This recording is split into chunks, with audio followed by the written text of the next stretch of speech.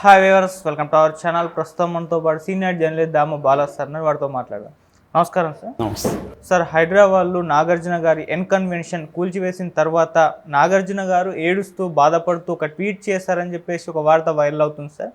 ఆ ట్వీట్ కూడా వైరల్ అవుతుంది. అందులో చాలా బాధ ఆవేదన వ్యక్తం చేశారంటున్నారు. అసలు ఈ ట్వీట్లో ఏముంది, మరి ఆయన నిజంగా ఏడ్ చేశారు, బాధపడ్డారా సార్? యాక్చువల్గా నాగార్జున కూలగొడుతున్న టైంలో ఒక ట్వీట్ చేశాడు ఫస్ట్. ఆ ట్వీట్ ఏంటంటే, నేను ఏది ఆక్యుపై చేసుకోలేదు, మొత్తం పట్టా భూమిలోనే నిర్మించాను, ఆల్రెడీ కోర్టు స్టే కూడా ఉంది దీని మీద, కాబట్టి ఇది నాకు అన్యాయం జరిగింది, అక్రమంగా చేస్తున్నారు అనేది ఆయన చెప్పాడు. దాని తర్వాత ఆయన కోర్టుకి వెళ్ళాడు.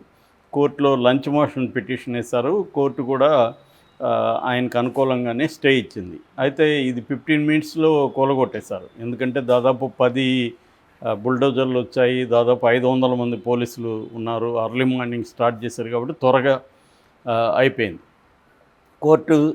కోర్టు స్టే ఇచ్చింది. అంటే ఫర్దర్గా హైడ్రా ఏదన్నా చర్యలు తీసుకోవడానికి ఇప్పుడు హైడ్రాకి ఇబ్బంది అనమాట. అయినప్పటికీ కూడా కూలగొట్టేశారు.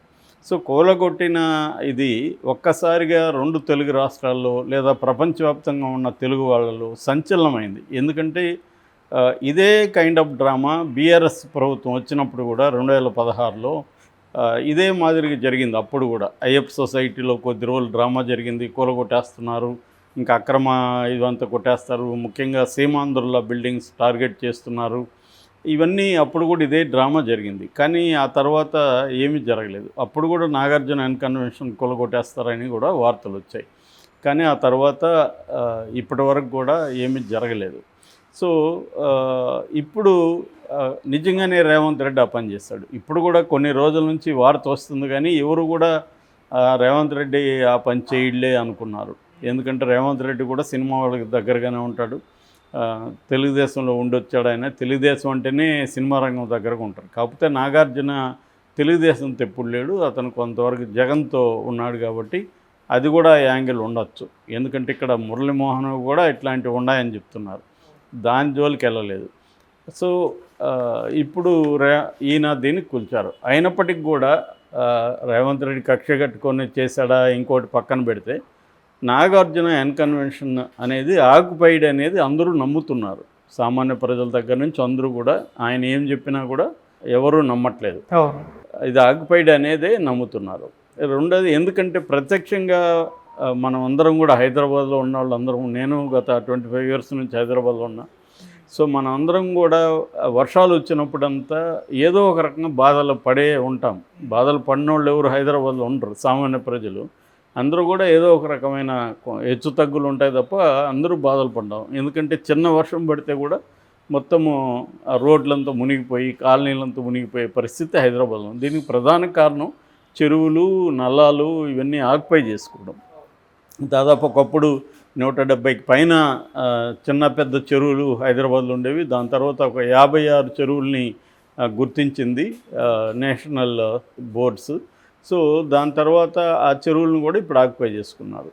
సో ఇప్పుడు ఆ 56 చెరువుల్ని గుర్తించిన వాటిని హైడ్రా తొలగించే కార్యక్రమంలో పడింది. సో ఇప్పుడు అయితే ఇక్కడ ఏంటంటే ప్రయారిటీ ఎవరికి, చాలా ఇప్పుడు 56 అంటే కొన్ని వందల మంది ఆక్యుపై చేసుకొని కట్టుంటారు. ఇందులో లిస్ట్ ఏంటి అవేవి ప్రకటించలే. మొత్తం లిస్ట్ ఏంటి, ఎవరెవరు ఆక్యుపై చేసుకున్నారు, ఇందులో మీ ప్రయారిటీస్ ఏంటి, ఇవేవి హైడ్రా చేయలేదు. సో ఇష్టం వచ్చినట్టుగా చేస్తున్నట్టుగా కనబడుతుంది.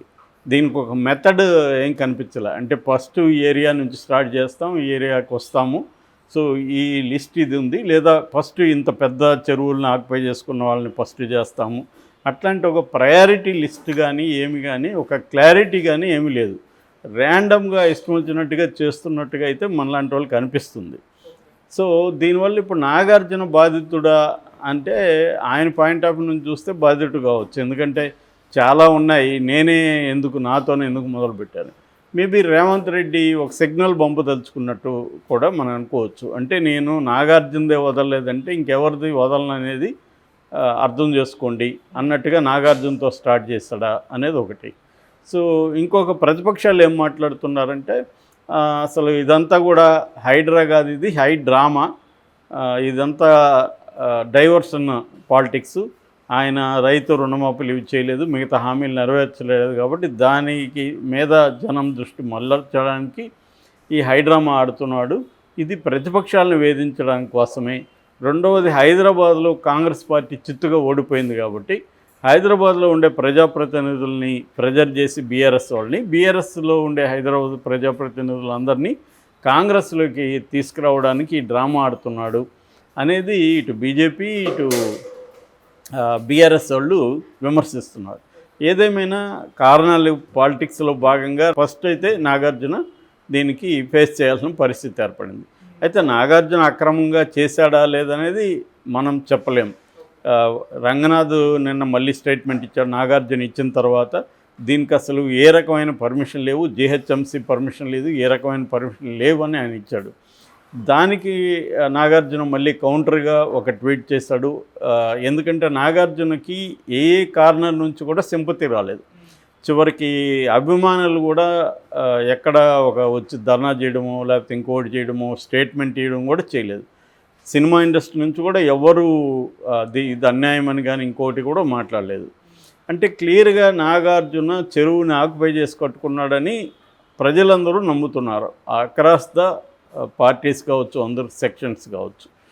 పొలిటికల్ పార్టీలు మాత్రమే డైరెక్ట్గా నాగార్జున ఖండించలేదు, కానీ ఓవరాల్గా హైడ్రామా అని ఇంకోటని మాట్లాడడం మొదలుపెట్టాయి. నాగార్జునది స్పెసిఫిక్గా ఎవరు ఖండించలేదు. నారాయణ లాంటి వాళ్ళు అయితే నాగార్జున కన్వెన్షన్ హాల్ కూలిపోయిన దగ్గరికి వెళ్ళి ఇది 10 ఏళ్ళుగా దీంట్లో వచ్చిన ఆదాయాన్ని కూడా కక్కించండి, ఇవన్నీ కూడా ఆయన మాట్లాడుతున్నాడు. ఎందుకంటే ఆయన ముందు నుంచి కూడా బిగ్ బాస్కి నాగార్జునకి వ్యతిరేకంగా ఉన్నాడు కాబట్టి ఆయనకి ఇది ఒక ఛాన్స్ దొరికింది. ఇలాగ నాగార్జున మీద అన్ని వైపుల నుంచి ఒక కార్నర్ రావడంతో నాగార్జున దాదాపు కన్నీళ్లు పెట్టుకున్నంత పనిచేశాడు. ఎందుకంటే నాగార్జున లైఫ్లో ఇంత నెగిటివిటీ అనేది ఎప్పుడు రాలేదు. మామూలుగా అతను అజాశత్రులాగా ఉంటాడు, ఎవరితో ఎనిమిటీ ఉండదు. అంటే అది నాగేశ్వరరావు దగ్గర నుంచి ఒక రకంగా వచ్చింది.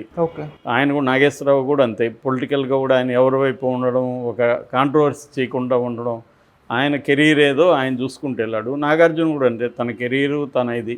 జగన్తో కూడా ఆయనకు వ్యాపార సంబంధాలు ఉన్నాయి తప్ప రాజకీయంగా ఎప్పుడు జగన్ గెలిపించమనం ఇంకోటి ఆయన ఎప్పుడు అనలేదు. సో ఈ కాంటెక్స్ట్లో ఫస్ట్ టైం నాగార్జునకి ఈ స్థాయి నెగిటివిటీ రావడం, అది కూడా ఆయనకి వేరే వేల కోట్ల ఆస్తులు ఉన్నాయి, అనేక బిల్డింగ్లు అనేక చోట్ల ప్రాపర్టీస్ ఉన్నాయి. ఇది అందులో ఒక చిన్నది తప్ప ఇదేమీ మేజర్ కాదు ఆయనకి. అయినా కూడా ఆయనకి నెగిటివ్ అయితే వచ్చేసింది. సో దీంతో ఇప్పుడు ఆయన కన్నీళ్లు పెట్టుకొని ఒక పోస్టు పెట్టాడు. ఆ పోస్ట్ ఏంటంటే మామూలుగానే సెలబ్రిటీల విషయాలకు సంబంధించి స్పెక్యులేషను, దాన్ని ఎగ్జాగరేషన్ చేస్తారు ఎఫెక్ట్ కోసము. కాబట్టి మీరెవరూ నమ్మకండి, నేను ఏ రకమైన చట్ట వ్యతిరేక దీనికి పాల్పడలేదు, అది 100% పట్టా ల్యాండ్లోనే నేను కట్టాను. నాకు ఇప్పుడు కోర్టు కూడా ఇది ఇచ్చింది, కోర్టు కేసు ఉంది, కోర్టు ఏం చెప్తే నేను కోర్టు మీద నమ్మకం ఉంది, కోర్టు ఏం చెప్తే నేను దానికి బద్ధుడై ఉంటాను, బైండ్ అయి ఉంటాను. కాబట్టి మీరు ఈ పుకార్లను రూమర్లను నమ్మద్దండి అని ఆయన అభిమానులకు ప్రధానంగా చెప్పాడు. అంటే ఒక రకంగా చాలా బాధగా చెప్పాడని, నాగార్జున ఏడ్చాడని, ఇలాగా రకరకాలుగా దీని మీద కామెంట్స్ వస్తున్నాయి. ఆ పోస్ట్ కింద కూడా ఆయన అభిమానులేమో సార్ మేము మీకు సపోర్ట్ ఉంటున్నాము అవి ఇవి కామెంట్లు పెడుతున్నారు. చాలామంది ఏమో అసలు మేము మిమ్మల్ని నమ్మరా బై ఆక్యుపై చేసుకున్నామని క్లియర్గా తెలుస్తుందని ఆ ఫోటోలు ఏరియల్ షాట్లు అంతా పెడుతున్నారు చెరువు పక్క. సో ఇది అంటే ఈయన ఇంకొకటి ఏంటంటే నాగార్జున రంగనాథ్ చేసిన దానికి ఏం సమాధానం ఇవ్వలేదు నాగార్జున. ఇప్పుడు పర్మిషన్ రాలేదని రంగనాథ్ క్లియర్గా చెప్తున్నాడు. నాగార్జున వచ్చాయా లేవో చెప్పాలి కదా, అది ఎందుకు చెప్పట్లేదు నాగార్జున? ఇప్పుడు జీహెచ్ఎంసీ పర్మిషన్ ఉందా లేదా అని చెప్పాలి. పట్టా భూమిలో కట్టుకున్నా అన్నాడు. పట్టా భూమిలో కూడా కట్టుకోకూడదు. ఏది ఎఫ్టీఎల్ దగ్గర ఉన్న పట్టా భూమి ఉంటే అక్కడ మొక్కలో ఇంకోటి పెంచవచ్చు, కానీ కాంక్రీట్ బిల్డింగ్స్ ఏవి కట్టకూడదు అనేది రూల్ అనమాట. సో కట్టకూడదని రూల్ ఉన్నప్పుడు ఆ విషయం ఎందుకు నాగార్జున మాట్లాడట్లేదు? నేను పట్టా భూమిలో కట్టుకుంటున్నాను అన్నాడు, కానీ ఈ కట్టడం అక్రమా కాదా, పర్మిషన్లు ఉన్నాయా లేవా అనేది చెప్పట్లేదు నాగార్జున. అక్కడ మళ్ళీ జనాలకి డౌట్ వస్తుంది. ఆయన అంటున్నాడు ఎగ్జాగరేట్ చేస్తారు, ఖచ్చితంగా చేస్తారు. మీడియా ఎనీ సెన్సేషనల్ ఇష్యూని మీడియా హైప్ చేస్తుంది, కానీ వాస్తవాలు అయితే చెప్పాలి కదా. రంగనాథ్ ఒక ఆరోపణ చేశాడు, దానికి నాగార్జున సమాధానం ఇవ్వలేదు. కేవలం బాధపడితే లాభమే ఉంది. సో ఫ్యాక్ట్ అనేది ఉంచాలి ప్రజల ముందు, ఎమోషనల్ కాదు ఇక్కడ. దీంట్లో ఎమోషన్ ఏం లేదు, ఎందుకంటే లక్షలాది మంది జీవితాలు అతలాకుతలం అవడానికి ఈయన కూడా ఒక కారణం అయ్యాడనేది కదా ఆరోపణ.